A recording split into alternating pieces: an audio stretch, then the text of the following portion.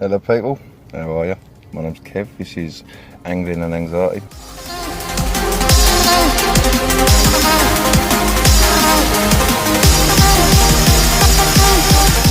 Fish on, baby! Listen to that reel! Fish on!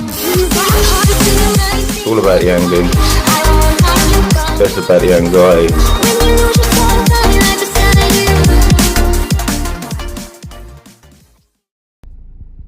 Welcome back everyone. Now, this is either going to go one way or the other.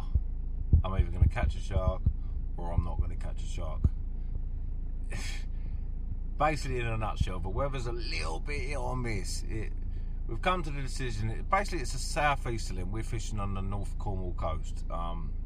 It's a southeasterly till about 1 o'clock and then after then it switches around to southwesterly, but that's about 2-3. We're going to be getting back in for about that time, so it's not too bad. Worst case scenario, we're going to beach the boat on a beach and take ourselves if it does get choppy. It's not going to be flat calm, it's not going to be massively pleasant, but it's not going to be dangerous, do you know what I mean? That's the difference, is the difference between going out in something that's dangerous and going out in something that's a little bit uncomfortable. I've got my life jacket, I'm ready to go. We're not going far out at all. These sharks are inshore, and we're just going to have a go. If it doesn't work out, it doesn't work out. At the end of the day, I've got a 7-hour journey ahead of myself. I'm going to meet a guy called Paul. He's got some great white shark experience in America. I've never fished from in England. This time last year, I caught my big girl. So it'll be the exact same day up there. And to be honest with you, I've ummed and ahed today 1,000 times whether I should or shouldn't go. And I've done that exact same thing last year, and I went and it paid off. Whether it pays off or not, I don't know. But I like to be an innovator. I like to be the person who goes out and does it. You know what I mean? There's many a man now who would say, nah, I'm not going to bother. And then the season will pass them by and they won't get that trophy fish. I really want to go out there and have a good go. If I don't catch, at least I can say in my heart of hearts, I've had a go. And one thing about Angling and Anxiety is I will always have a go. I'll go to the levels that no one else will go to. I apologise for the fact that it's been quite quiet on the video front. I have been fishing 1 or 2 times. I just don't really feel I don't really have a mojo to make a video and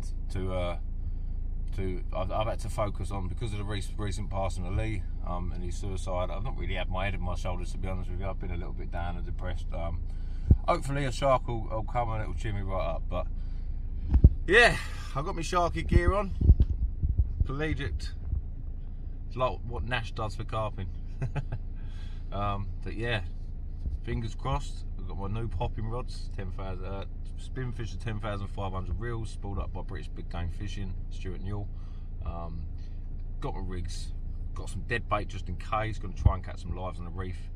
And yeah, here goes the adventure. 7 hours. First I've got to drive to London, meet my friend, when we're going to drive from there to Cornwall.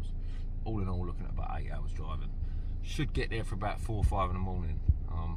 And we can launch at that time, get ourselves into the river. And yeah, fingers crossed. Let's go. And there she is, people. Good old Macca cam. Got the highlights ready. Let's hope we have a shark hanging off the side. If we don't, we can't say we didn't try, because this is some mad, dedicated stuff. Right, so it is midnight. We are at the petrol station because Paul's oil light decided to come on the motor. I just checked it and it had no oil in it. So we are very lucky that Paul's just checked it. It's now got oil in it, so happy days, no drama yet. Oh, the jockey ball's fallen off the way down here as well. This is why I don't tow boats anymore. Honestly, it's just ball ache. Leave it in the water, go and use it when you want.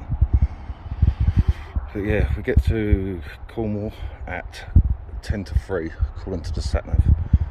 I'm actually quite cold.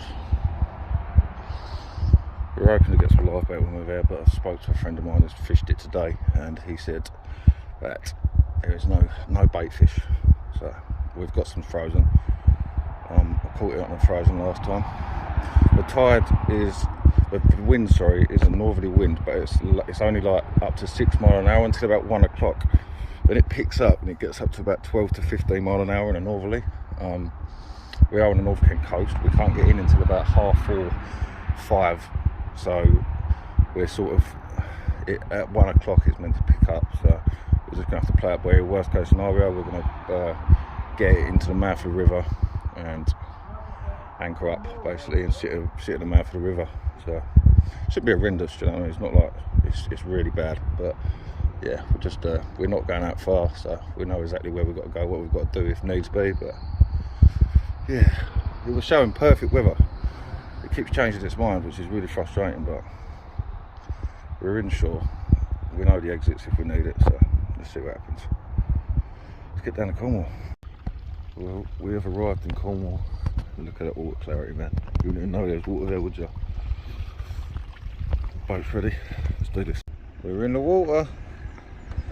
Happy days. Got to have a little sort out in there because we've got rubbish everywhere. Got the new fixed spools, new popping rods. This is going to be fun because I left my harness strap at home. So if we do anything, which is going to be a rarity if we do, it's not easy. We've just got to hope that the shark gods are watching. But yeah, old Mackie cans, it's the time to do our thing. The water's still crystal clear, man. It's so crazy. I love it down here. Probably put a smile on my face. Sun's shining, beautiful. And we're off.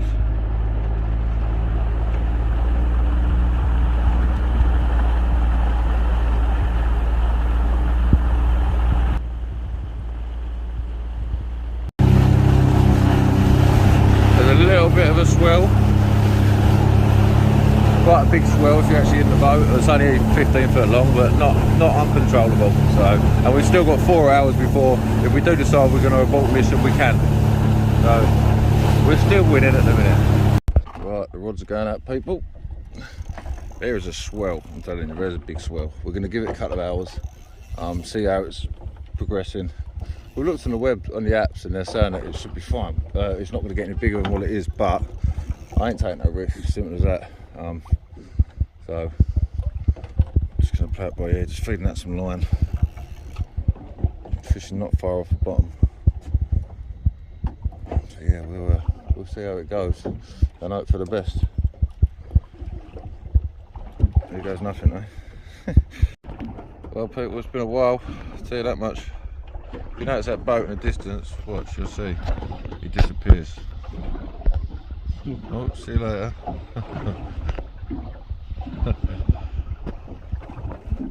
We've got 4 rods out, 2 down the side, 2 out floats. Sounds good, nice. Someone's sitting there slick. Cheers mate, thanks. Can't argue with him because he's a charter, so it is what it is. He's got a bigger boat than us. We're a little 150 Warrior. So used to having Scarlet, and so used to having more room. Just look back to Wilson Flyer days. Hey, look, it's disappeared then. There he comes. Hello, mate. But yeah, we're playing it by ear at the minute. We've got about an hour and a half to decide whether we're going to stay here or go in a nutshell. So it could be a very short-lived video. I will still put it out because I just ain't pulling up in ages, but yeah, this is it. You've got to take these risks sometimes. You've got to come these distances and you've just got to hope for the best and rather blank and be alive and not. So we'll see. This is what happens, people, when you find the sharks and the chart skippers in the area don't like it. They try and bully you out of the area, but it's not going to work. It ain't going to work. You can try as hard as you want. I keep driving really close to my boat. If I carry on, I will give their coordinates away. I found this from my own initiative. No one told me. I use my own brain, and I hate it. Well, people, we bailed. Safety got the better of us. We decided to come back in. We done 2 drifts, and we had to come back in. So it's a very short, very sweet video, and it just shows you that life is not all flowers. But it is what it is at the end of the day. It is what it is. We've had about 36 hours of travelling and arsing about for about 2 hours fishing, but I don't see anyone else doing it at the end of the day. Do you know what I mean? You've got to do these things to go straight on, I think, London. You've got to do these things to be able to achieve the goals. Do you know what I mean? last year I ticked off everything, everyone said I wouldn't do it, and this year I'm going to do the same. And you just got to put yourself out there and go and do it. That's the bottom line of it. Yeah, sorry about the lack of videos and whatnot. Sorry about the quality of this one, because it's going to be very here and everywhere. But it is what it is. I can't fake reality at the end of the day. I'm as real as they come, and sometimes it's shit. And today was one of them. Do you know what I mean? But safety first at the end of the day. When you're in a little 150 Warrior, and you've got 10, 15 foot swells coming towards you, and you've got 2 charter boats making you feel very, very uncomfortable, because you know that they know you're onto their mark. And I'm onto their mark through research, not because anyone told me, not because like I've gone out on one of their charter boats, because I've never been on their charter boat. I put 2 and 2 together, and I come up with 6. And one of them charter boats, I'm not naming them, tried sending me off for scent. I was literally just reading the messages a minute ago. It's quite funny. I've been blocked since, all because I caught the shark last year, the poor beagle. They're like the mafia of the sea down there. They seem to think that they run it when they don't. I've never told anyone where it is. I've never made them feel uncomfortable. I've never sat in their chum slick. But yet they seem to think that they can bully me as such. And they were dangerous. We got 10, 15 foot swells, and they're coming either side, literally running over my floats and just making life uncomfortable, do you know what I mean? And like causing big swells, pulling up in front of us, and just, there's no need for none of that, especially when we're in a 15 foot boat. We've got some dodgy obstacles around, and it's just generally a very rough sea. Lots of turbines and lots of stir. But yeah, it is what it is. What do? Do you know what I mean? So this is how life really goes. This is how sharking can be, and what do? Do you know what I mean? But yeah, thanks for watching. The shark action's coming very soon. Topes coming soon. Bass is coming soon. Got some real good videos. Been very, very quiet recently. I've sort of lost my mojo a bit. Not lost it, just haven't really had the fishing trips but they've just not been happening. I've been going out and doing a little bit of scratching around on a boat, trying to learn a few marks. Obviously it's complete new water to me where my boat's stored now, but it will soon be shark season, and it will soon be time for me to be breaking boundaries and just going at it to a level where other people just don't go, because they're not daft. But I love it and I'm addicted to it. So happy days.